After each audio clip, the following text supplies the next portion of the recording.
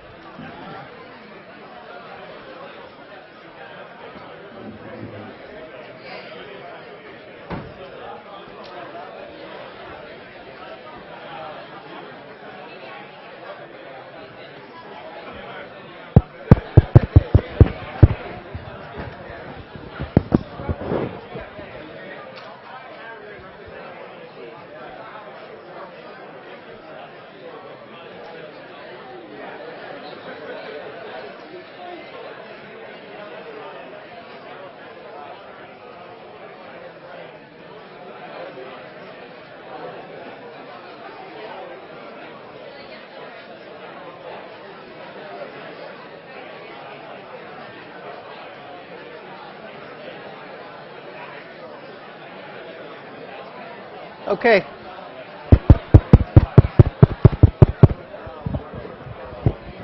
Couple of quick announcements. Couple of announcements before we start. The first is that the quiz is next Monday. I've been repeating this over and over. Don't act all surprised.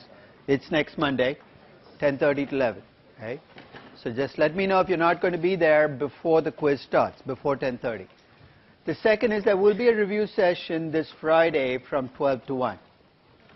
I know that some of you will not be able to make it. In fact, I'm planning on some of you not making it for a simple reason.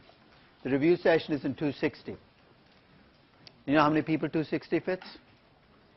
About 160. There are 350 people in this class. So I'm assuming that more than half of you will not show up. Because if you all show up, we're in big trouble. Fire marshal laws will kick in. Hey, the only reason is this room is controlled by multiple forces. I can't get it when I want. So 260 is the biggest other room they can give me, so I took whatever I could get. It will be webcast. It will be recorded and webcast later that day. So by Friday evening, you should be able to watch the review session. Okay? So after class today, you will get an email telling you about the review session with the slides for the review session so that you have it with you. And also with the seating arrangements for the next quiz. Because I told you we're going to split up into 3 groups. There'll be 2 smaller rooms in this room, so you'll be spread across 3 rooms from 10:30 to 11. 11:05, we'll all get back together. There is class after the quiz, in case you're wondering. So there will be 45 minutes of class. But we will be spread across 3 rooms. Okay? Any questions before we start? It's open book, open notes, open calculator, open iPad, no Wi-Fi. So it's your honor code will kick in because I really can't go around checking people's Wi-Fi if it's working or not. Okay? No laptops. Okay? That's pretty much it. No other questions? Let's go back to where we were on Monday. We were talking about betas being weighted averages, right? And we used it to kind of explain what happens to a beta of a company after a merger. The beta of a company after a merger is a weighted average of the betas of the individual companies involved in the merger. Weighted by what? Weighted by their values. One of the things you will have to grapple with as you start preparing for the first quiz is being comfortable talking about the value of a business as opposed to the value of the equity in the business.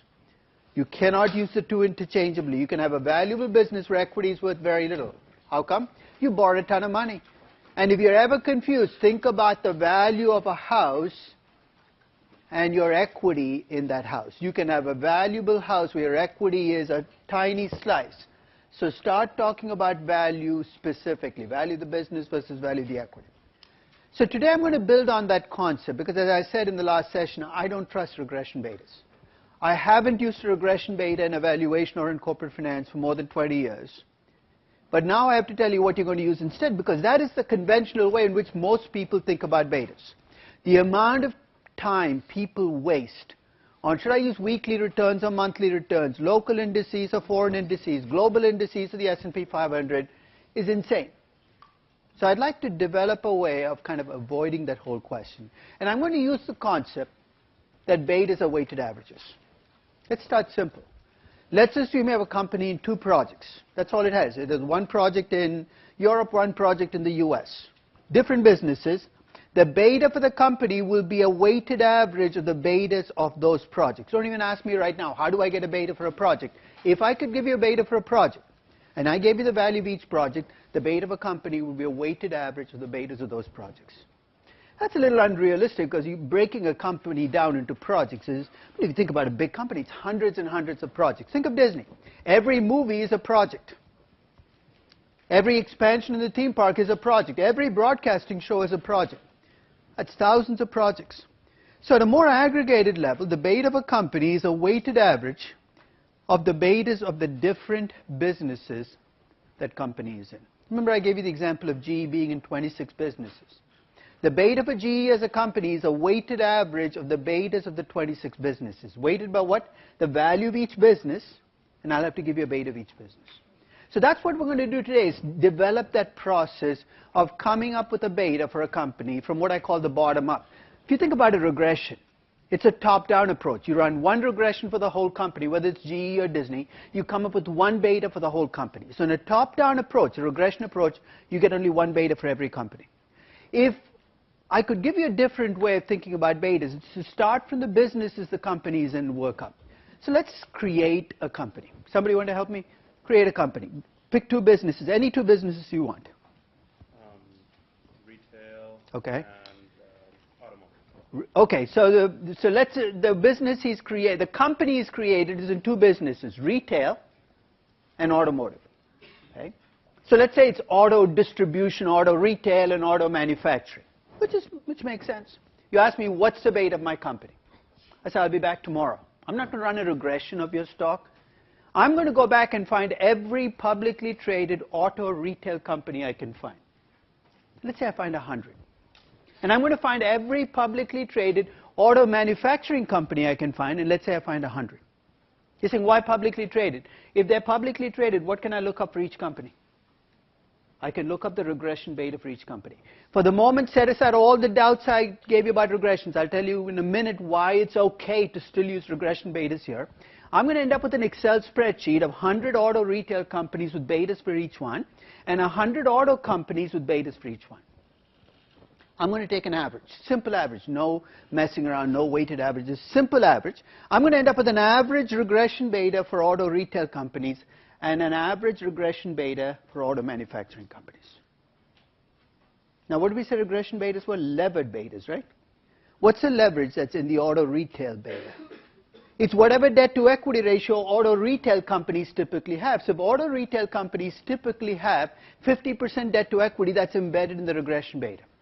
So what I'm going to do is I'm going to take out the effect of that debt. Why? Because my company, the auto company he created, might have no debt or lots of debt.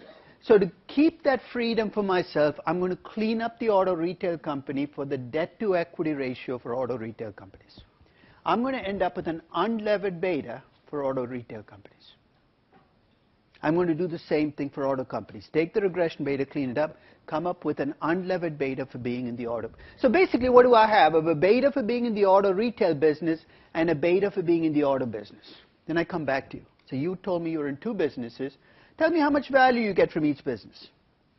He said, I don't know. I get 70% of my revenues from one and 30% from another. Nobody thinks about value in a business because you don't value each business. All you see is what they deliver to you.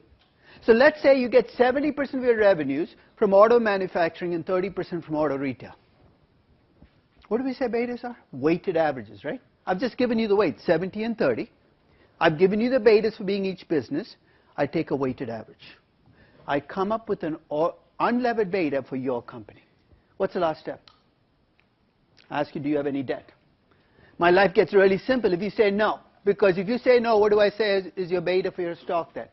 It's just whatever unlevered beta I came up with. But if you say yes, then I have to dig a little deeper. How much debt do you have? What's your debt to equity ratio? And you could be a hugely levered auto company or a very lightly levered auto company. But I'm going to plug in your debt to equity ratio and your tax rate to come up with a levered beta for your company. Now, why am I doing all of this? Because I don't like regression betas, right? But where did I get the auto retail company betas and the auto manufacturing betas? I got them from regressions. All I've done is replace one regression beta with an average of 100. So what's the first big savings? What's the advantage of using an average of 100 rather than one regression beta? Law of large numbers, my favorite statistical theorem ever. You know what it says? You take 100 crappy numbers, you put them in a pot, you stir them up, you pull the average out. The average is magically precise. I never quite got this in my statistics class. How do you average 100 crappy numbers and end up with a number that's reliable? The answer is actually surprisingly intuitive. When I say the standard error on a beta is big, it's 0.6, 0.8, what am I saying? Some of my betas are overestimated, some are massively underestimated, right? So when I average out, the first thing that happens is I average out my mistakes. How much more precise? Let's test your statistics. So let's assume that I have a regression beta and the standard error is 0.25. That's a pretty big standard error, right? That means the range can be plus or minus 0.5 on each side. Let's say each of my 100 regression betas have that same standard error, 0.25. What's the standard error of my average going to be? Think statistics. It's 0.025. And how do you get the 0.025? Sigma over square root of n. You just take the square root of your sample size, 100. That's why I picked 100. So nice square, so you can get 10. So you're going to take, so magically I've converted a beta on which I'd almost no reliability because you had this huge standard error into this magically precise number by averaging. So the first and biggest advantage of using a bottom-up beta is your beta is going to be a lot more precise than any beta you could. But he's saying, I'm going to miss my company. Your company is not even supposed to be in your beta. Remember, it measures exposure to macroeconomic risk. The fact that your company has great management, you can show in your margins and your returns. It should not show up in your beta. So that's the first advantage. Here's the second one. Let's assume that you entered the auto retailing business yesterday. You just acquired an auto retailer yesterday. There is zero chance that if I ran a regression of his stock that I'm going to find it, right? Because I have to go back 5 years or 3 years or 2 years. But when I do a bottom-up beta, I set the weight. So the fact that you entered yesterday doesn't matter. I can still bring it in. In fact, I can be proactive. I can say, what else do you plan to do in the next 5 years? And you say, I want to be in the technology business. I want to be a social media company. Go ahead. I'll get you a beta for social media, put it into the process, and give you a beta for the company. I get back control over this process that I lose when I run a regression beta. A regression beta is almost karmic, right? Karmic in what sense? You run a regression, you get a beta. You don't like it? What the hell are you going to do about it? It's out of your control. It comes from a regression. So the company can do all kinds of weird stuff, and you're stuck there saying, you're helpless. You know that you should be changing your beta, but you have no way of doing it. But with the bottom-up beta, you get all the levers back under your control. Question? Wouldn't the CFO tell you that they're doing something so unique that the industry doesn't represent their company? Okay, then I'll ask them what's so unique about it, because what am I looking for? Is it unique at a micro level, or is it unique at a macro level? If what you're doing that's unique is that you're keeping fixed costs really low. You're Southwest. Then I'm going to try to bring that into the process because I'm going to say, you're right. You have lower operating leverage than these other companies. Therefore, you should have a lower beta than the sector. But I have a vehicle for making that correction. If by unique you say, well, we have really great management. We target the right markets. We go after them. I'm going to say, look, you're going to have much higher revenue growth and much higher margins because you're really good management. But you're not going to have a much lower cost of capital. Most of the benefits you see from good management show up in the numerator, in your cash flows, in your margins, in your growth rate. It's very difficult to move the price of risk in your business. Any other questions? Yes? So, is there a minimum of other firms that you'll need to look at in order to come up with this? Okay. I'm thinking that maybe when Facebook first came around, there was really only like Friendster and MySpace. Back up there. First, let's say, what's the minimum number? What did I say the savings was? It's a function of the sample size. So with 100, I reduce my standard error by almost 90%. With 49, I reduce it by almost 6/7. With 25, I reduce it by 80%. With 10, I reduce it still almost 2/3. You see where I'm going? With a regression beta, what's your sample size? 1. I can beat 1 almost every single time. Now you're saying, what about a company like Facebook? What business? When you think about Facebook, if you think of it as being in the social media business, you're in big trouble. Because that's really not a business. In fact, I was sloppy when I said social media. You can't make money on social media. Twitter thought it could. Just have users, have users. That's not good enough. You need to make money off those users. How does Facebook make its money? Advertising. It's an online advertising company. And once I define it that way, think of those companies in the space. Google is in that same space. So your sample size will expand if you define businesses more broadly, thinking about what your company does. Here's my definition of a comparable company. A comparable company to me is one that does well when I do well and does badly when I do badly. And I'll tell you how far afield I'm willing to go to call something comparable. About 15 years ago, I was asked to value a 5-star restaurant in New York City. I said, okay, I'll go find comparable companies. I went to Bloomberg. I pulled up publicly traded restaurants. I took one look at that. So this was a 5-star restaurant in New York City run by a French chef. He was thinking about selling it to a publicly traded restaurant chain, and an investment banker had given him a number. He didn't trust the number. He said, can you take a look at it? So I pulled up publicly traded restaurants. I looked at that list and said, if I take this list to this French chef, he's going to freak out. Because you know what's on a... If I print out publicly traded restaurants, what do I see there? I see McDonald's, Chipotle, Applebee's. Imagine a French chef looking at this. How dare you compare me to these fast food chains? But there's a bigger problem. That's really not the business that this 5-star restaurant is in. That's not what I should be calling comparable. So I took one or two ploys. The first one I tried and I gave up on. I took that walk down Fifth Avenue. You know what I'm talking about? I said the people who buy clothes at Ferragamo's are probably the kind of people who buy. The only problem is they're not New York centric enough. These are global chains with a New York store. So I asked the second question: who the hell eats at a 5-star restaurant? What does it cost you? $200? This is the food, maybe just a napkin. I would not, even if I had the money, this sounds like an absurd waste of money to spend $200 on something that's just going to pass through your system. So I said, so it can't be, I don't remember the last time I ate at a 5-star restaurant. Maybe you guys eat at it all the time. Anybody eat at 5-star restaurants regularly? Okay. That kind of, so it can't be tourists. Because of that same $200 you can go to a Broadway show. It has to be people spending other people's money. So then I asked a follow-up question. Who are the people in New York who have that much of other people's money to spend? And I could think of only two groups. One is lawyers and the other is bankers. Unfortunately, lawyers are not publicly traded. So you know what I used as the beta for this 5-star restaurant? I used the beta for investment banks. I remember showing him the valuation. And he said, I'm not an investment bank. I said, you are. You just don't know it yet.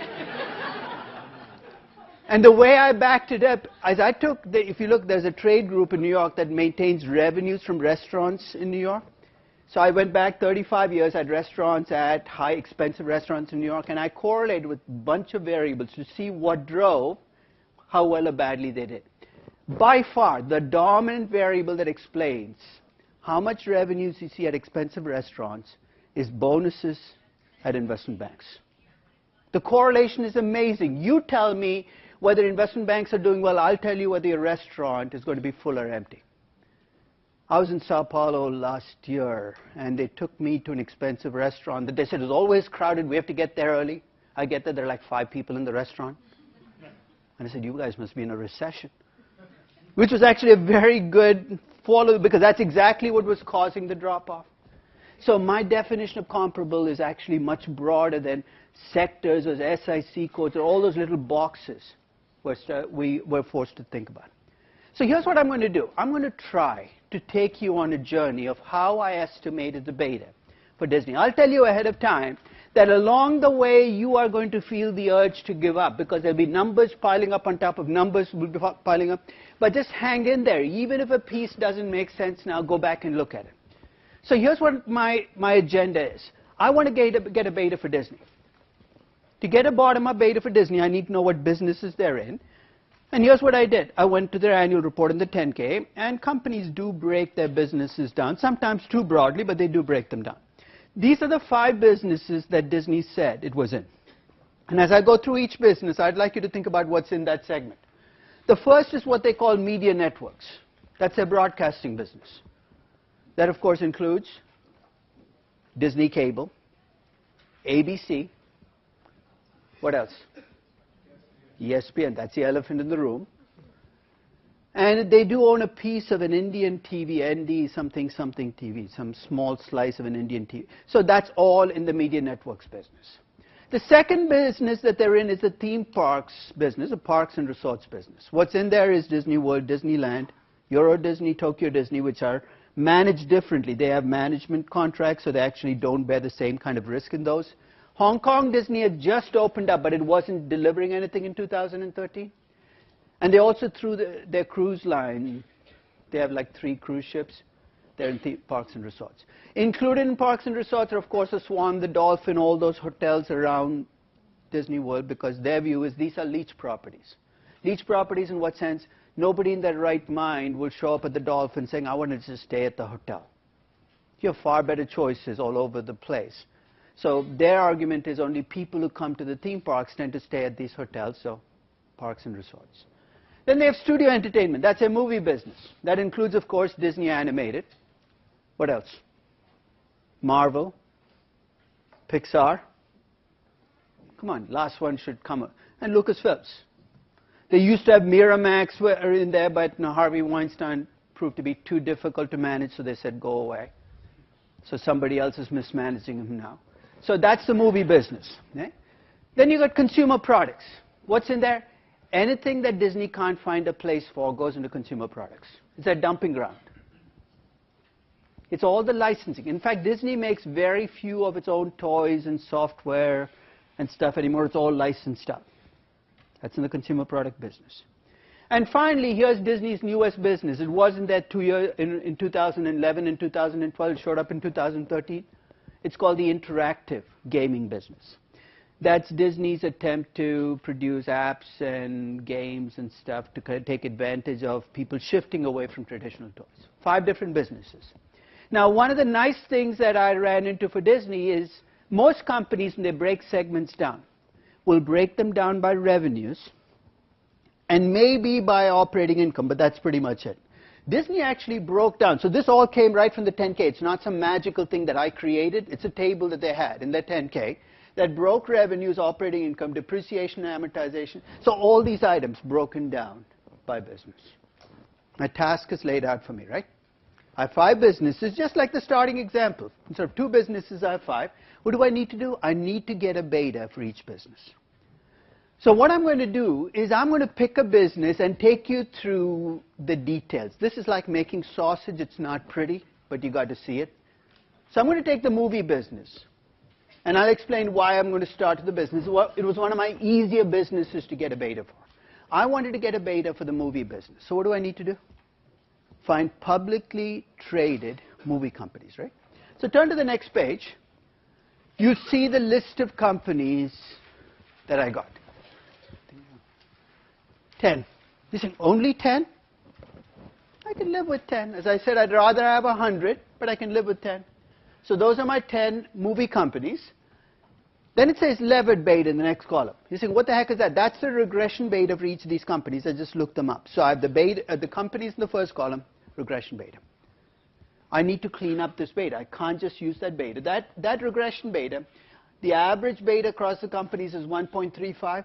I also computed a median. You're going to see in a minute why I'm keeping track of both numbers.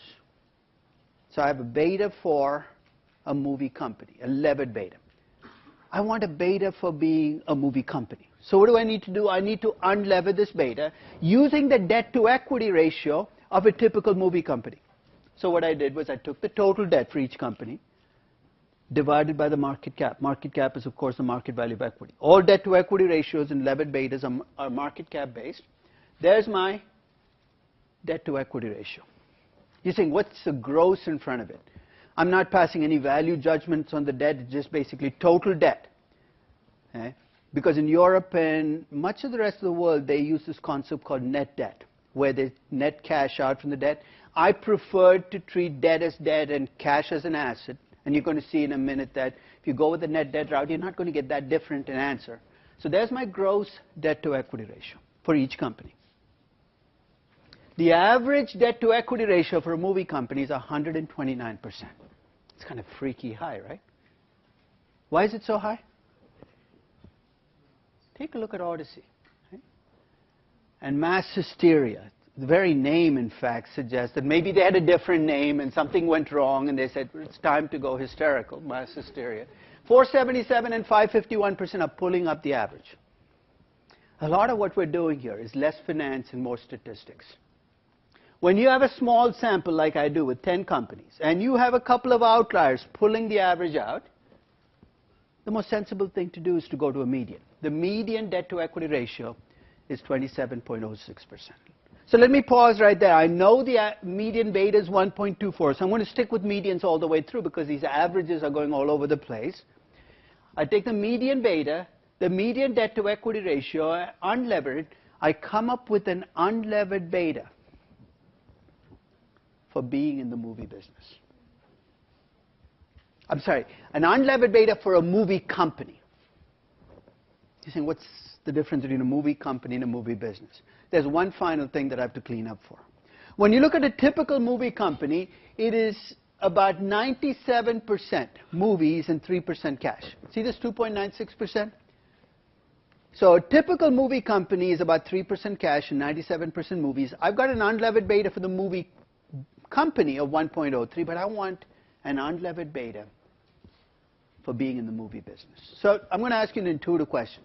I have an unlevered beta for a company. 3% of that company is cash and 97% is movies. I want an unlevered beta for just the business. Would you expect a higher number for that movie business or a lower number?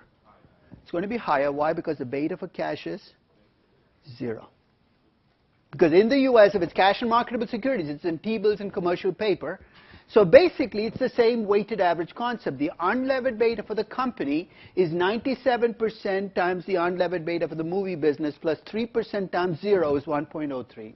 That unlevered beta is what I use to come up with my unlevered beta for being in the movie business. I know it's there are lots of moving pieces, so I'm going to try it in a different way because maybe this will let you see what's going on. Okay? So here's what I did. I started with the median regression beta. I unlevered the beta. I adjusted for cash. And I came up with an unlevered beta for the business. Yes?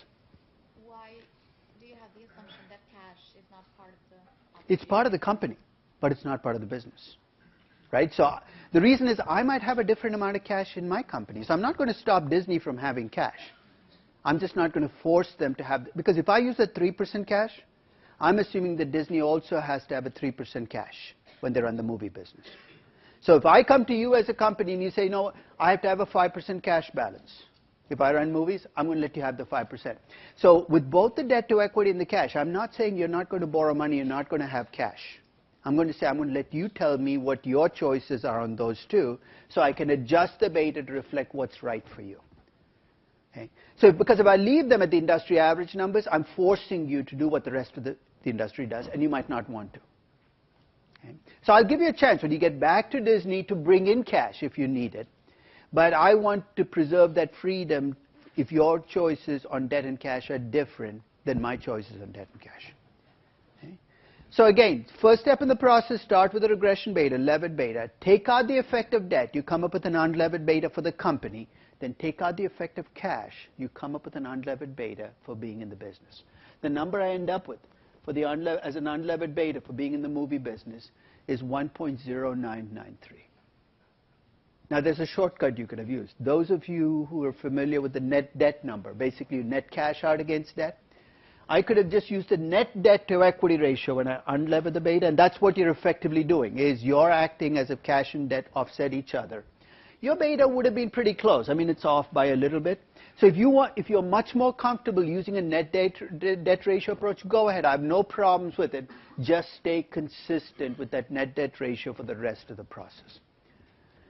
So start with the companies in the business, get their regression betas, get an average across a median if you think outliers are going to pull it out. Unlever that beta to clean up for the debt in that business.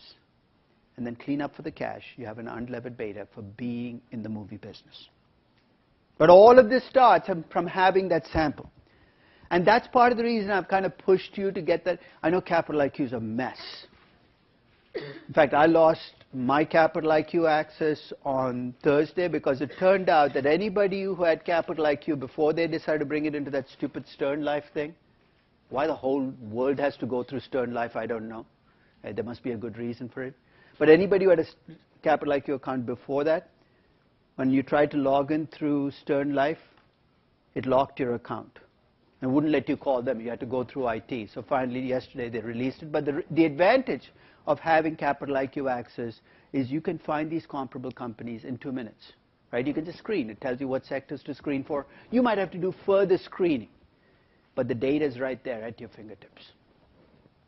Now let me go back to my more difficult businesses. So I've got an unlevered beta for so there's the 1.0993 that you saw from doing this process with movie companies.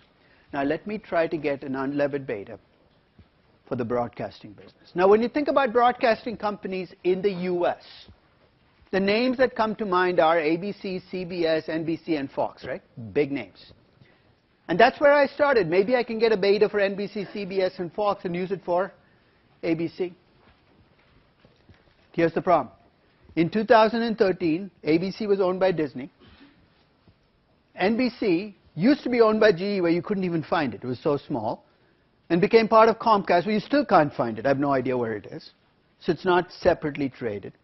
CBS actually used to be part of Westinghouse. It became a public company in 2012. Again, CBS was a standalone company, not enough data for a beta. And Fox, of course, is part of News Corp, and nobody can find anything in that company. It's just a complete complex mess, and by design. So already you can see that if I'm looking for comparable companies and I'm defining them as broadcasting companies, I have no companies in my sample. That doesn't help, right? Desperation time. So here's my first reaction when I have this problem, not enough companies. I started looking up and down the food chain. Food chain in what sense? I look for companies that fed into the broadcasting business and fed out of it. And this included companies like Kingwood. Have you heard of Kingwood? It's actually a company that syndicates TV shows. It syndicated the Oprah show and Jeopardy, packages of shows, sells them to broadcasting companies.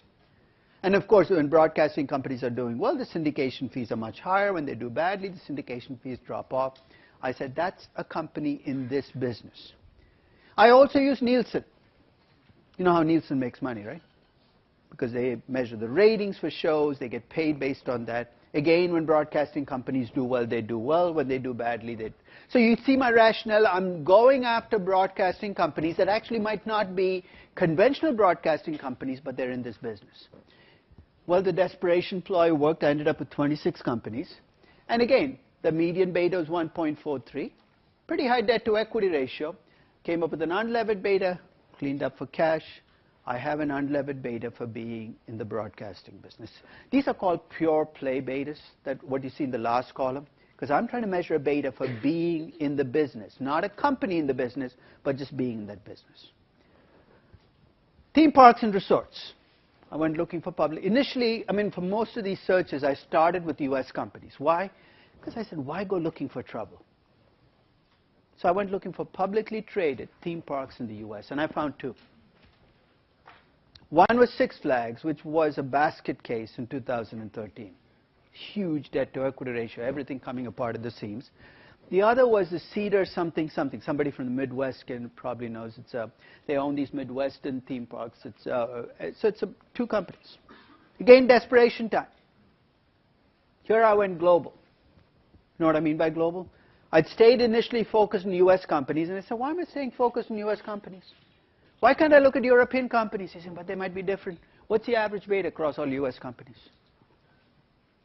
Don't take too long. It is 1. What's the average beta across all European companies? It's 1. What's the average beta across all Asian companies? It's 1. The nice thing about betas is they're scaled around 1 no matter where you go in the world. So I have no qualms about bringing in French and German companies into my sample, at least for betas. You can take issue with me on other factors. On betas, it expands my sample. That's what allowed me to come up with 20 companies, is there are about 12 European theme park companies. Companies like the one that runs a Lego theme park in Europe. It's a publicly traded company. Again, I did the same thing. I got the regression beta, unlevered it, and cleaned up for cash. I've got an unlevered beta for the theme park business. The last two businesses were easier. Yes? Yeah. With the theme parks, you couldn't use a company like Universal Studios. See, the problem is Universal Studios is in theme parks, but it's also in movies, right? So I want a clean play. So that's why I can't use Disney to get a beta for ABC. Okay? So it's very difficult if you have a small part of a big company. So I could never have used GE as my proxy for NBC because it's driven by lots of other variables. I want as close as I can to a pure play. If I can get 70, 80% of your revenues coming from that, I'm home free. Yes? If you go to other regions, you're going to use a different market index, right? Yeah?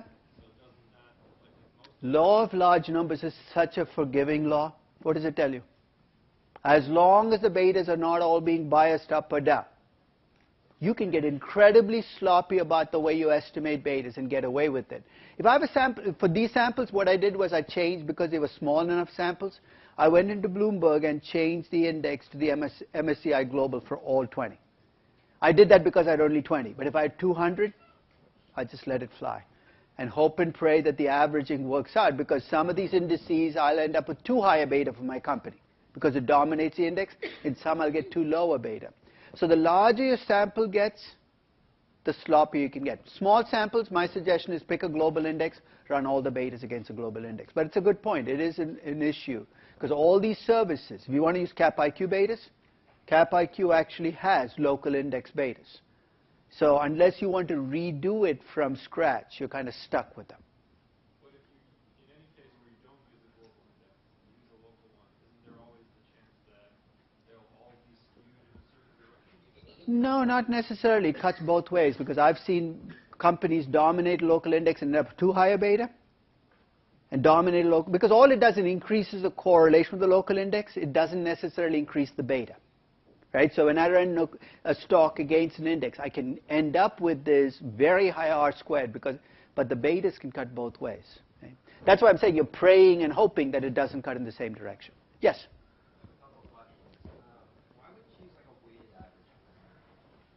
Why wouldn't I use a weighted average? Somebody want to answer the question? Let's say I have a software company, and I want to get a beta for software companies, and I use a weighted average of other publicly traded software companies. What am I going to end up with? I'm going to end up with Microsoft's beta for every company that I value. I used to see, one of the advantages of the law of large numbers is you have large numbers. If one company is 90% of the value of my sample, that's really like having a sample of one. So all I've done is replace one crappy regression beta with another crappy regression beta. So this is not about so when you compute these betas, you're just saying, what is the typical beta for a software company? When I do Disney's beta as a company, I'm going to bring in the weighted average effect. But when you do the sampling, just let it be simple averages. You'll get a much more precise beta. Yeah, but like in that movie example, Yeah. I feel as if, couldn't you argue that maybe if you have a smaller market cap, the beta would be lower? That's a good point. In which case, what should you do? When you do your sample, rather than look at all movie companies, that's, again, nice thing about Capital IQ is you can add another screen. Say, I want only those movie companies with a market cap greater than $1 billion. The only problem is if your sample size shrinks to 3, you've got to make some choices then. Would you rather have a small sample of 3 large market cap movie companies or a larger sample? So if you want to add criteria in some sectors, you can get away with it. In software, for instance, you can add 5 criteria and still get enough companies, because you have 450 software companies just in the US. In other sectors, you've got to be a little more careful. Yes? Does the parks and resorts business include the cruise line? Yes. So if you're choosing the companies... Should I use Carnival Cruise Lines? I'll tell you what, cruise lines for Disney is such a small part of their theme park business. It's almost like an add-on. They don't make very much money. But we're half their revenues. Then maybe I should be separating that business out from the others. But even then, I would argue that a Disney cruise is very different from a Carnival cruise. Right? The kinds of people who take Carnival cruises are 65-year-olds. I'm sorry, if you love cruises, But it's a very different population than a Disney cruise goes after. So even there, I'd be a little cautious because it's drawing from a very different population, has a very different revenue movement over time than a typical cruise line company. But that's always a problem you're going to run, is because companies often dump things into these segments that you don't like. You say, I wish they hadn't done that. Yes? I'm using median for everything. Again, this outlier effect is just too scary for me because my samples are small enough that all I need is one really big outlier to pull everything out. Right? So, especially with debt to equity, you've got to be very careful because the debt to equity ratios, you can have one company with a 6,000% debt to equity, it just pulls up the average for everybody. So, for consumer products and interactive, I was much easier because there I was able to find publicly traded companies and toys and games for consumer products and for computer gaming companies for the interactive. Yes? Could you make the argument for Disney that studio entertainment drives the other sectors, therefore, if you do that well, then you don't need to do the others? Did everybody get that question? It's a very good one because these lines are in a sense artificial, right? Let's take an example. Star Wars, The Force Awakens, right? That goes into the movie business. What they will count as movie revenues are the box office receipts and the streaming revenues that they get from the movie. What are they not counting? The merchandise revenues. And if you look at my post, I have a post on valuing the Star Wars franchise. For every dollar Disney makes of the movies, they make $4 in merchandise sales. And also, you could argue that they're actually you know what they're building in California Adventure? They're building a Star Wars section that might pull in more people into the theme parks. So your merchandising businesses help you. So the lines start to get a little fuzzy. So that's actually a good point. And you can say, well, where do I draw the lines? You got to draw them somewhere. So if you want to try to get the merchandise into, and that's why I'm glad the consumer products is so small. I'd have been really worried if it were 50% or 40%. Because that business lives off the movie business and the broadcasting business. So my guess is that they are counting some of the benefits, but not all of them. And it's going to be very difficult in a business like Disney. And that's why breaking up Disney is going to be a bit of a nightmare, right? Because if you take each business and act like it's independent, it's really not. So I have the unlevered betas for the 5 business. What's my next step? I need a value for each business, right? Here's what Disney gave me. It gave me revenues for each business. So I went back to the table, they gave me revenues, and if I were in a hurry, I would use revenue weights, arguing that $1 in revenue in one business is like $1 in revenue in another business. But that's really not quite fair because they have different margins, different growth rates, different businesses have so you might value $1 in revenue in one business a lot more than another. Now, of course, that leaves me in kind of a gray zone. I can say that, but how do I come up with a number? Let me go back 2 pages. Remember the studio business that I pulled up all the numbers for my companies? I computed what's called an enterprise value for each company. What's the enterprise value? It's a market value of equity plus debt minus cash. In fact, analysts love this, EV to this, EV to that. That's basically market value of equity plus debt minus cash. What does it measure? It measures how much the market is valuing the operating assets of this company. So let's take an example. SFX Entertainment has an enterprise value of $694 million, market cap plus debt minus cash. Its revenues, well, I didn't even pull up the revenues, but I divided the enterprise value by the revenues, and for SFX, the enterprise value was 11.2 times revenue. So basically, I'm dividing the enterprise value by revenue. And I do this for each company. I could take the enterprise value divided by revenues. You see, what's that telling you? It's telling me for that company what the market is willing to pay as a multiple of revenues. Again, across the movie companies, the median number that I get is 3.05. So I'm staying consistent with the median because I don't want to mess it up and go to the average at this stage. What does that tell me? Every dollar in revenue in the movie business, if I trust the pricing across the market, should deliver $3.05 in value. And I do this for each of the 5 businesses. So when I do my bottom-up betas, not only do I download the total debt, the market cap, the cash, and the beta, I also try to download the revenues just in case I want to compute this ratio, because that ratio is what you see in the second column. And if you look at my estimates, $1 in the broadcasting business is worth about $3.27. But $1 in the consumer product business is worth only 83 cents. Perhaps because the margins are smaller, the growth is much more muted. The multiples vary across the businesses. Next step, I multiply the revenues by that number. I come up with my estimate of the value of each business. It's an estimate because I'm applying a multiple to revenues. I have a value for each business. If I add up those values, I come up with 135.1 billion. Sometimes your analysts talk about sum of the parts valuation, and you think they've done something spectacular, something really complex. This is what a sum of the parts valuation typically is. You break businesses down, you take a number, revenue, EBITDA by business, you apply a multiple to that based on what other companies in the business trade at. You come up with values for each business, you add them all up, you come up with a value for the company as the sum of its parts. And then what do you do with it? You compare it to the market price. So let's take an example. In this case, what if I told you that Disney's market value as a company was only 120 billion? If you trust your sum of the parts valuation, what should you do next? You should buy Disney as a company, break it up. But be very careful, partly because your estimates are all estimates, right, based on multiples, and partly because there is this headquarters expense you haven't even dealt with yet. These are all these numbers you've come up with the 5 businesses, so it's a back of the envelope estimate. But that is my estimate that I'm going to use to come up with the weights for the 5 businesses. And based on those numbers, here's what Disney looks like to me. It's about 49% broadcasting. You surprised it's that high? Well, 35% of that is probably ESPN. My guess is about a third of Disney's value comes from ESPN. That's why when you see people freak out about ESPN slowing down and cable connections being cut, a third of your value comes from ESPN, you got to worry.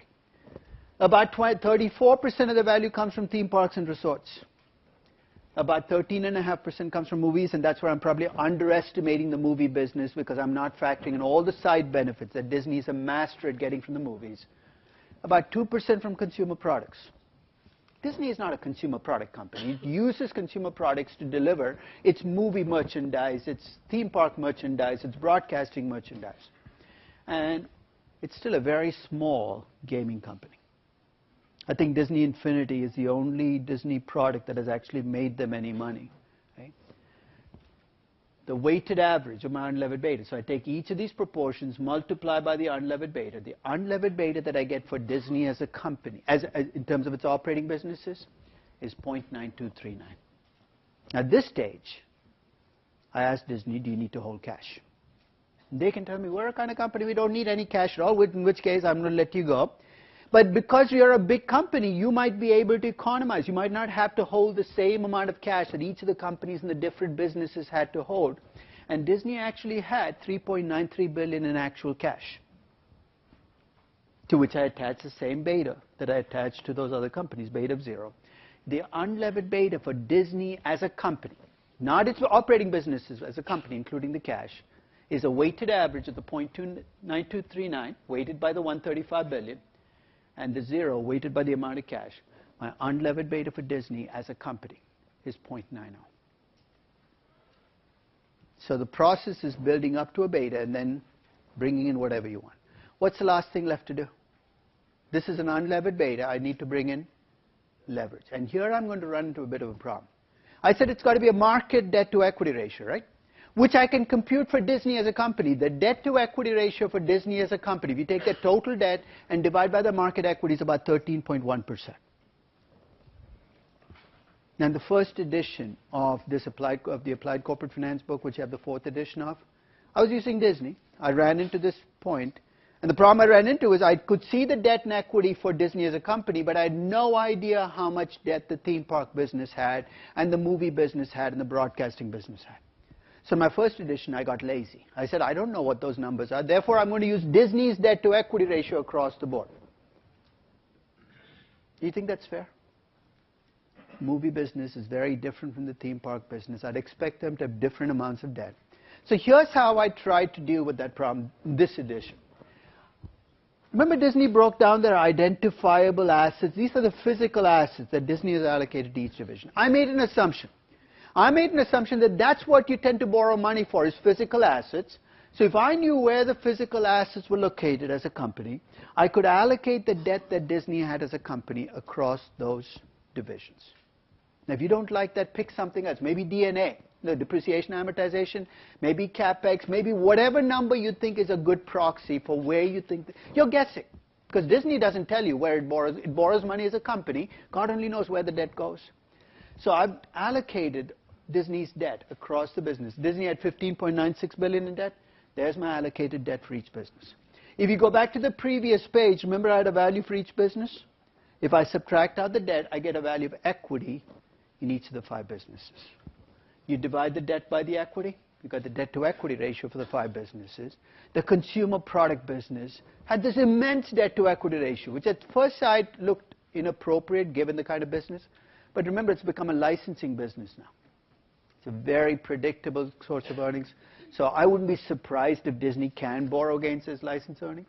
But these are my estimates of the debt to equity. That's what you see feeding in to the divisional debt to equity ratios. So let me review.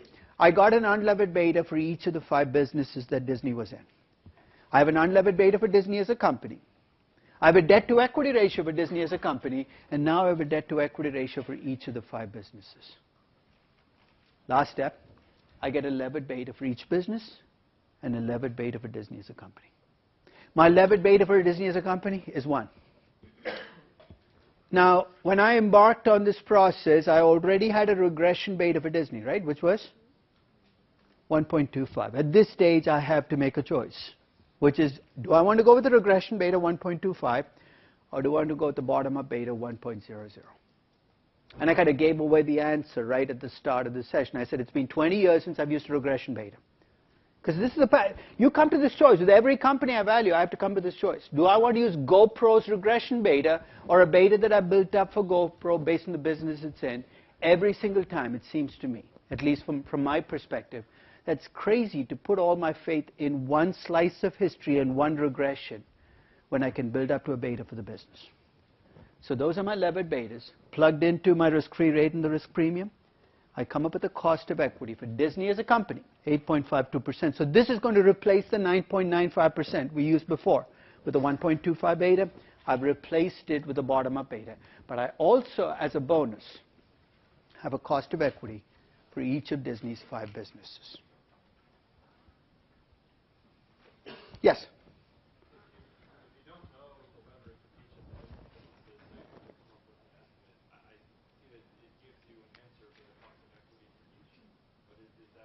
Let me ask you a question. Is not making an assumption an assumption?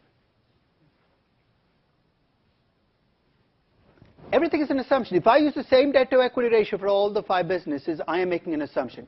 There is no way from making an assumption. So I agree with you. I am making my best judgments. I'm coming with the debt to equity ratio. I could be wrong. The question you've got to ask yourself is, am I going to be more wrong making my estimates and coming up with the debt to equity ratio than using the same debt to equity ratio for the 5 businesses?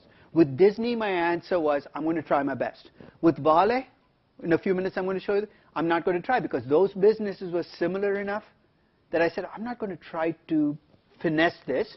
The reason with Disney I worry is that 5 businesses are so fundamentally different that I know they don't have the same debt to equity. That's the one thing I know. What I don't know is what debt to equity ratio to attach them. So I'm giving it my best shot. I've tried like 5 different ways of doing this. I take the industry averages and try that because maybe that gives me information. Do whatever you need to, but at the end of the process, you're always going to have to make an assumption because companies don't break debt down. Most companies don't break debt down by division. Yes?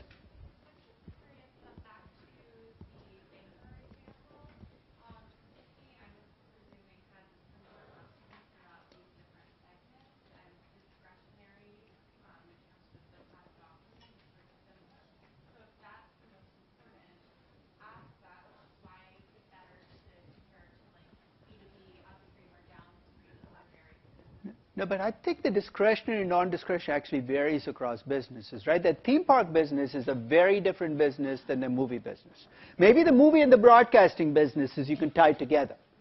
But so if you decide to go that route, reason your way there. Maybe there are some companies where you say, you know what, I know Ferrari is both selling cars and jackets, but the only reason people buy the jackets is because they like the car. So this is not really an apparel business on the side. It's really an extension of the automobile business. So I think it's a judgment call you can make, but at least you want to reason your way to that answer rather than just taking it as the same beta for all the businesses. Now I'm going to put you on the spot because this next 2 minutes is going to be one of those principles I hope you remember after this class. Because if the only thing you remember from this class is this page, I'm happy. So let's play a little game. You be the movie guy at Disney, and I'm going to be the CFO of Disney. I gave you the fun role. You're the movie guy. You're the creative guy. I'm the number cruncher. I'm the guy who says no. Nobody likes me. So I stay in my office. I have things on my windows to make sure people don't look in. Kind of isolate myself. But I get to say no. So you come into my office with a big movie you want me to fund. Let's give the movie a name. Lone Ranger 2, this time without Johnny Depp. Okay, so you come in and say, I'm going to make Lone Ranger 2. You're going to sign somebody else, some other big name. It's going to cost us $250 million. I get ready to shut the door in your face because I remember Lone Ranger 1.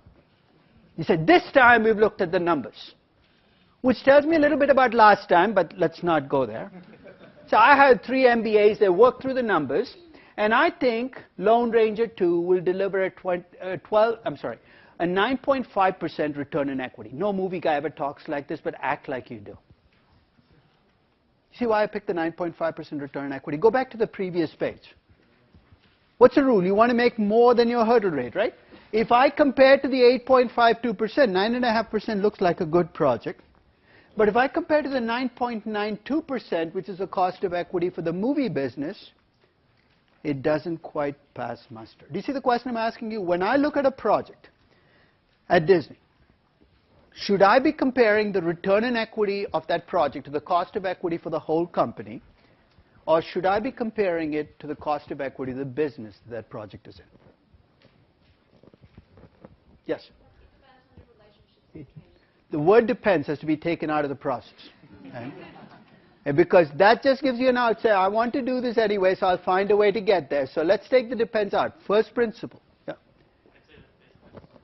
It has to be, tell me what will happen. Let me play devil's advocate. The company is going to raise the money to take this movie, right? Why shouldn't I charge the company's cost of equity if it's the one raising the money? Well, okay, so if it's lower than the business cost of equity, that would, wouldn't that ultimately mean you wouldn't be reaching the company? Tell me, why is the company's cost of equity so much lower than the movie business's cost of equity? Because I have some safe businesses, right? So you see what's going to happen? If I use the company's cost of equity, what am I effectively doing? I'm letting my safe businesses subsidize you, the movie guy, to take all these risky projects. And across time, what's going to happen? My safe businesses are going to get smaller and smaller. I mean, you keep sucking cash out of them. My risky businesses are going to get bigger and bigger. This is how Bankers Trust became an investment bank.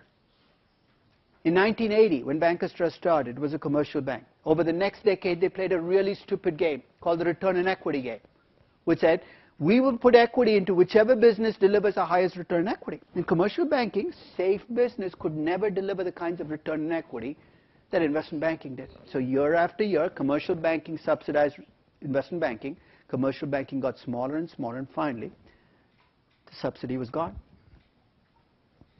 It's corporate finance 101. And the reason I think we have this problem is we call it cost of equity or cost of capital. We think of it as a cost of raising money. That is not what we're talking about. We're talking about an opportunity cost. We're talking about what should I make on a project of equivalent risk. And the answer there is, if it's a movie, it's in a risky business, you need to make 9.92%. Now, if you want to talk about synergies, you know where I'll bring it in? I said, bring me the cash flows. So if you show me that you have merchandise revenues, that's going to push up your return equity. So maybe I've not counted that in to my 9.5%.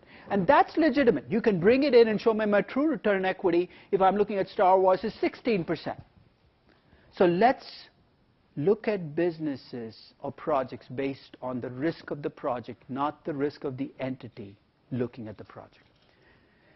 You know how tough a fight this is going to be when you get into multi-business companies? Somebody had a question there. Huh? No? So, because it's 50% of all U.S. companies use one hurdle rate across the board. for the company. Many of these are multi-business companies. They're violating Corporate Finance 101. Two reasons. One is, where do most companies get their betas? Where do most bankers get their betas? Where do most consultants get their betas? Bloomberg. So when I go look for a beta for Disney movies on Bloomberg, what does it give me? It just gives me Disney's beta. So what about Disney theme parks? Disney's beta. Now as for a beta for GE, it doesn't give me GE Capital, GE Appliances, GE Aircraft. It gives me one beta for the whole company. If the only way you can get betas is from a regression, you are trapped. You will not get business betas because there's no way of getting there. That's the first problem. The second is, the minute you talk about having different costs of equity for different businesses, some businesses don't like that talk, right? I'll give you a kind of anecdotal evidence of this. About 20 years ago, somebody who went through this class got a job at the Gap. This was when the Gap was growing fast. Long ago, 25 years ago maybe. And when he joined the Gap, actually every project they took was another Gap mall store. Every store looked very much like the previous store. The hurdle rate was 18%. So when he joined, the Gap had these plans to open Banana Republic and Old Navy. So he was right there at the launch. So he called me about these two businesses and he talked me through them. And his basic question was, what should we be using as hurdle rates for these new businesses we're starting? How many of you have been into a Banana Republic store? Right? Well, it's really Gap clothes marked up 30%, but you don't have to deal with the riffraff, right? And Old Navy is Gap clothes discounted 30%, and you deal with a lot of riffraff. So basically, depending on the riffraff effect, you go Banana. So if you were thinking in terms of hurdle rates and discretionary and non-discretionary, which should have the highest hurdle rate? Banana Republic, followed by Gap, followed by Old Navy. So we talked this through, and he said, you're right, we should have 20% for Banana Republic. He wasn't going crazy. He still had the 18% base, so he said 2018-16. He said he was going to bring it up at the next divisional head meeting. I knew exactly what he was going to walk into, but I decided it was best for him to do it on his own. I said, call me after the meeting, tell me how it went. So he called me right after the meeting ends, and he says, it did not go well. He said, what happened? I said, I presented my idea, but one of the divisional heads hated the idea. He said, let me guess, who was it? Who do you think it was? The Banana Republic, absolutely. He found himself he discovered the Gap family feeling. He said, well, we're all part of one family. How can you have different rules? So I said, at that time, the Gap CEO was a guy called Mickey Drexler, merchandising, genius. So I said, what did Mickey say? He said, Mickey said that he really likes the Banana Republic concept. He wants it to go well. He doesn't want to rock the boat right now. And he said, let's wait a couple of years. So they went with 18% across the board with the new stores. This is a fight that gets repeated in company after company, which is in multiple businesses. The minute you talk about having different hurdle rates, the riskiest businesses say, no, it's not fair. And unless you're willing to push back and say, that's the definition of fair. If you're in a riskier business, you have to make a higher hurdle rate. You are going to be digging a big hole for yourself as a company. And many companies seem to want to do that. Yes? Because I guess if I was like the big movie guy, I guess I would argue that the reason some of your other businesses have the Which is the point that she raised, which is if you're going to make that argument, let's make it explicit. You're saying that you're creating earnings and cash flows for other businesses, right? What I'd suggest you do is start putting a number on it. Let's bring it into your return equity. If you can beat the 9.92% with the merch, so if you're doing a Star Wars movie and you want to bring in $4 of merchandise for every $1 of gate receipts and back it up, that's exactly what we want to force people to do, because we don't want him to use just those words to explain why he should get away using an 8.52%. We want to make people be explicit about all those implicit things they talk about in projects and bring them into the cash flows and bring them into the earnings. Yes? When you bring the return, when you load it up to the movie business or just to the individual entities? doesn't matter. Ultimately, there's only one company, one investor, right? So it all goes in the movie business. It goes into a big base, and from which you get dividends and cash flows as a Disney. As a Disney investor, you want them to be sensible about how they allocate capital. Here's a very simple way to bring this concept home. Would you take a project today with a return of 3%? Don't say no until you ask me a follow-up question. How guaranteed is the return? What if this is from a government contract, where the cash flows and revenues are guaranteed for the next 15 years? Would you take the project for 3%? You should liquidate your entire company and take this project. You know why? It's effectively risk-free. What's your risk-free rate right now? 1.75%. If I gave you guaranteed returns of 3%, this is the best project you will ever find.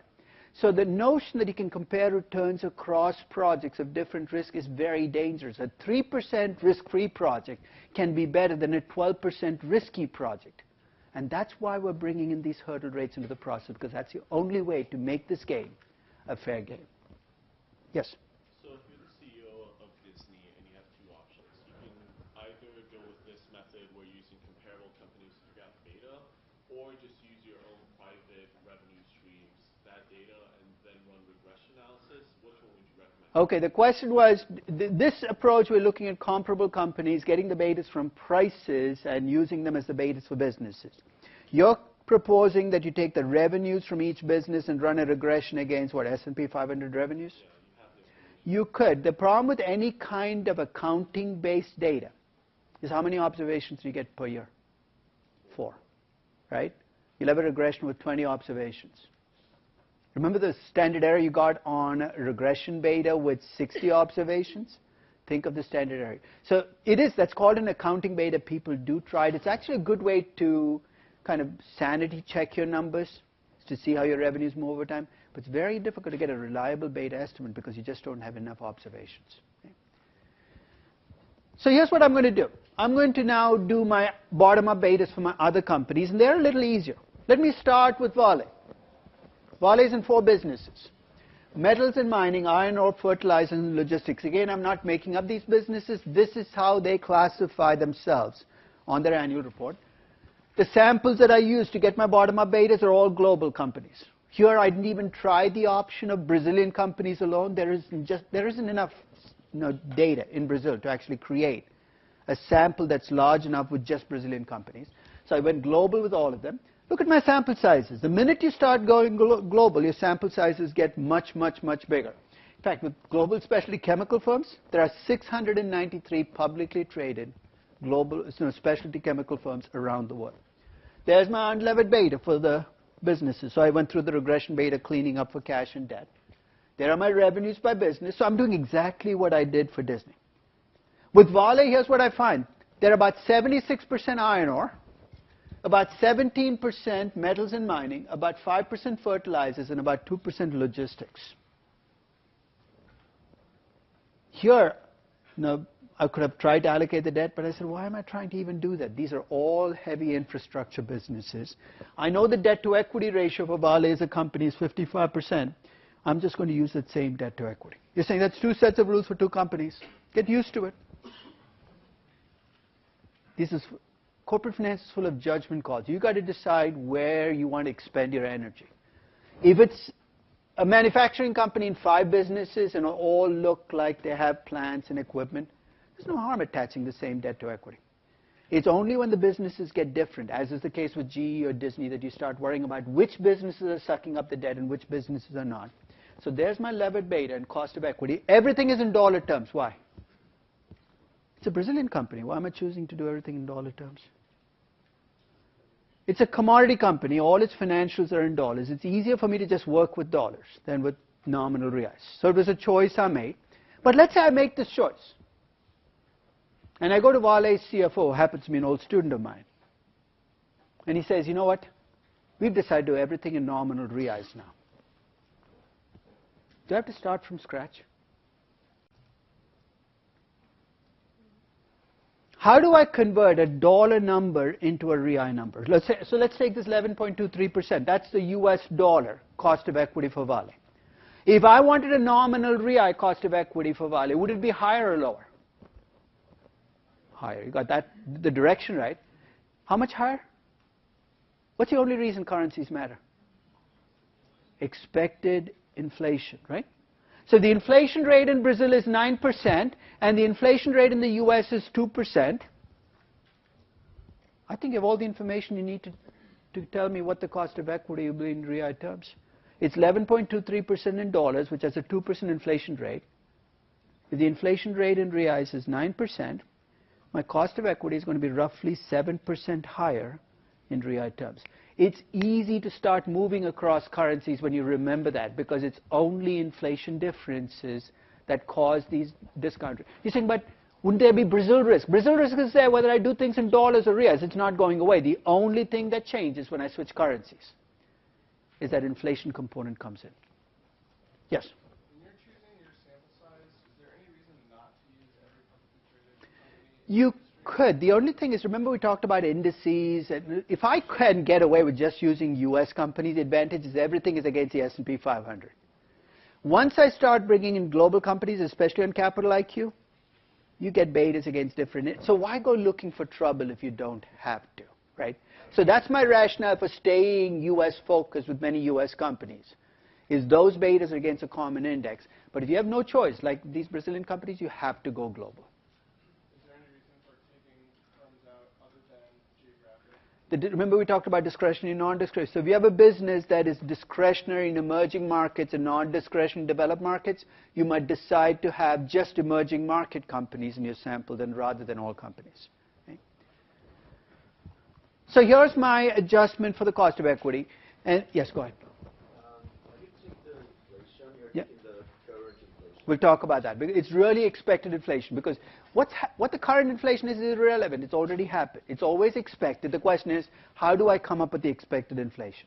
A lot of people just take the current inflation as the estimate of the expected inflation, but that might or might not be true, right? So we'll talk about that, but that's a driver for what is going to cause my cost of equity to be different.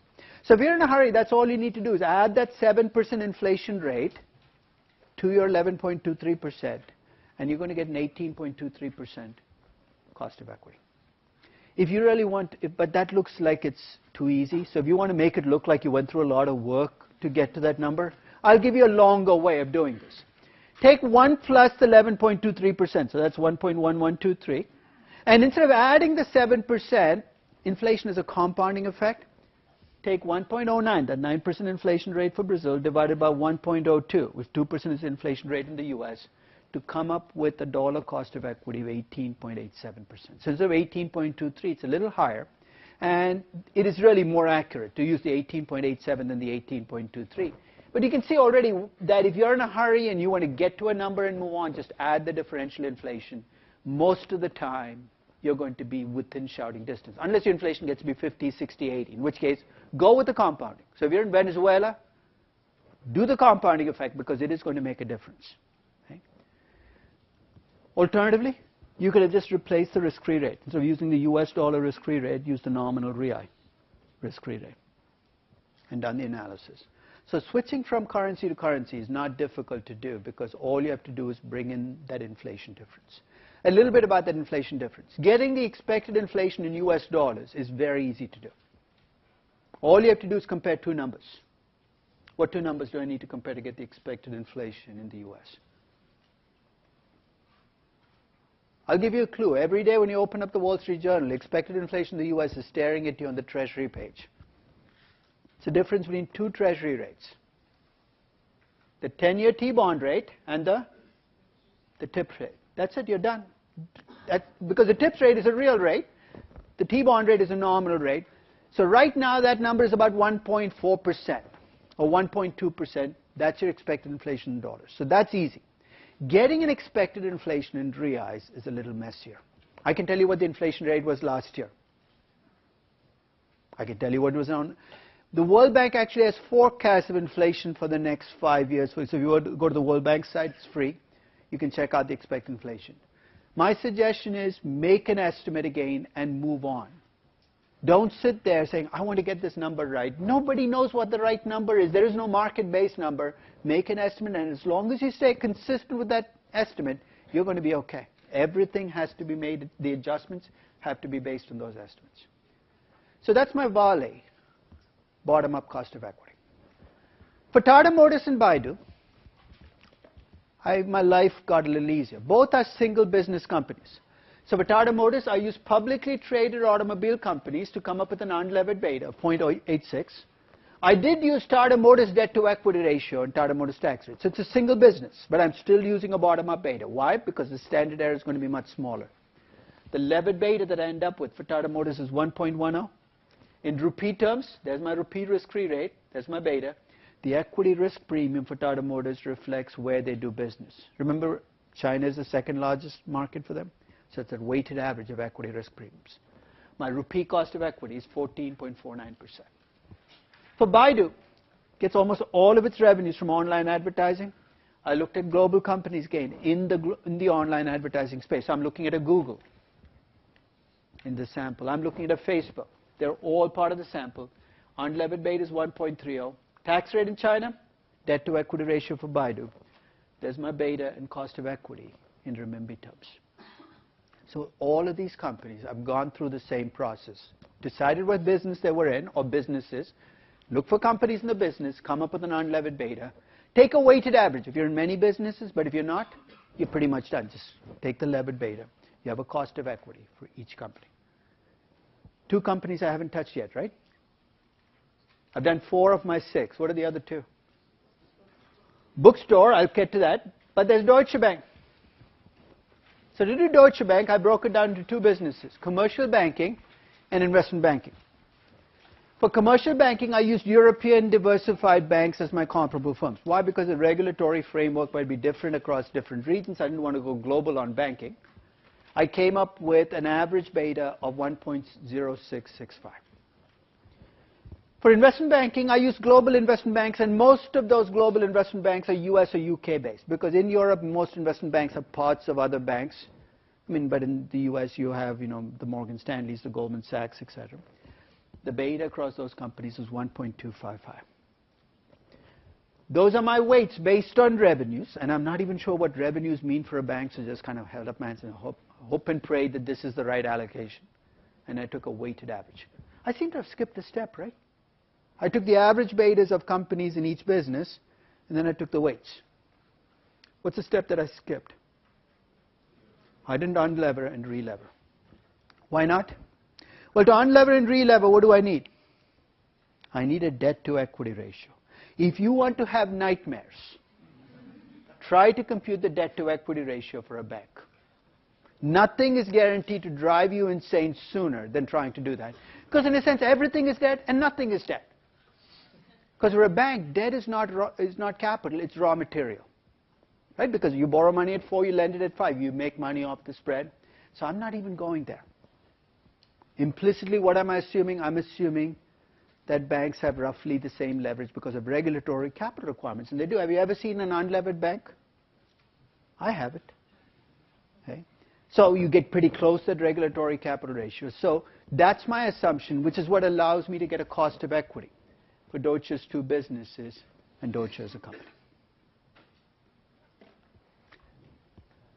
Now let's talk about Bookscape. Problem with Bookscape is it's a private business. I can't run a regression even if I wanted to. I could do 1 or 2 things. I can try what was suggested, use accounting earnings to come up with the beta. But that I don't have, especially with private companies, I'll have 1 observation a year. Or I can try to use my bottom-up beta approach. Okay? So I'm at least going to get started on this approach. I'll tell you the genesis of this particular beta calculation. Okay? This is not going to be on your quiz, so don't worry. So think of this 167 as the last page, or 166 is the last page for the quiz. I have enough stuff in there to torture you. Okay? Genesis of this particular beta, of how I ended up with Bookscape in my book was about 15 years ago. A lady walks into my office and she says, she said, I have a question for you. And I said, what's your question? She said, no, I'm facing a fight or flee decision. I said, why are you in my office? go to the police, go, it sounded like the mob was after her. And so I must have reacted, accordingly. And she said, no, I own this bookstore in New York. She gave me the name of the store. I've changed it to Bookscape, but the real name is different. And I said, I really like your store. I come in all the time. She said, well, I'm facing a fight or flee decision. Here's the decision she was facing. This store was opened 60 years ago by her grandfather, who got this great lease, started a bookstore, ran it. So the store had been run for 60 years. She now owned the store. And the fight or flee decision was that Barnes & Noble was going to open a block away from her store. So fighting meant taking the rest of her savings and putting it all into the bookstore to build a cappuccino bar, couches, etc., to compete with the Barnes & Noble. That would be the fight option. The flee option would be to get out of a lease, and because she had this great lease, the landowner would have been willing to pay her a couple of $1 million to go away. So I still wasn't sure what she wanted from me. She said, if I'm going to take the rest of my savings and put it into this bookstore, I need to make a rate of, she didn't use the word hurdle rate, but she said, I need to make some money on this. So basically, she wanted a hurdle rate, and she didn't have one. I said, well, I guess you need a hurdle rate. She said, can I give you a bookstore certificate for $100? I said, okay. I'll call you tomorrow with a hurdle rate. I'm cheap in some ways, but I love bookstores. Right? So after she left, I pulled up publicly traded book retailers, and I found two. One is Barnes & Noble, the other was Books A Million. Sample of 2 doesn't help. So I went up and down the food chain. I added publishing companies. And what I get here actually are the betas for these companies, the debt to equity. So basically all the information I got for my comparable companies for Disney. So I'm going to leave you with this page, because when we come back, we're going to start with this. And the unlevered beta that I get based on looking at publicly traded book retailers that I get for the book business is 0.7584. So when we come back, that's what we're going to start with to build a hurdle rate for a private business. But I'll see you on Monday.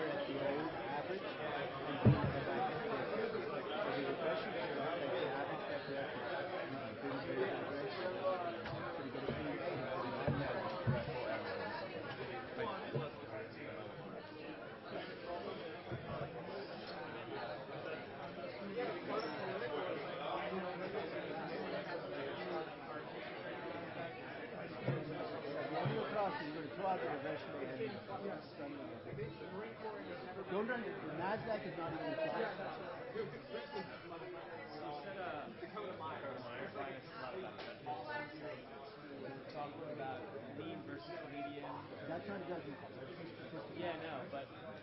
saying like if you did mean with outliers, then it's bad judgment. Right. That's beyond bad judgment. That's bad information. So let's say you were Microsoft, wouldn't like going with the mean feel like are you serious? Don't you want to like hold yourself to your higher standard? Why Otherwise do you you might assume that your base is going to be higher than the average for those? maybe it's lower.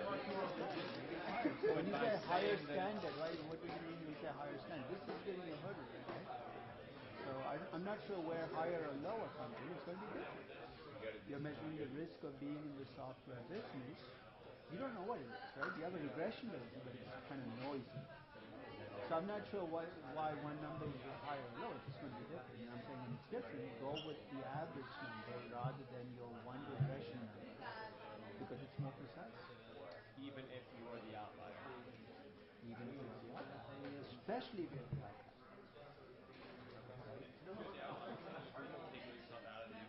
Well, if you're the outlier, I think by outlier I mean you're the outlier beta. So the outlier beta. Because Microsoft is not the outlier in terms of beta. It's an outlier in terms of business. It's the biggest software company. If you look at its beta, you can't tell it apart from the other software companies. It doesn't stand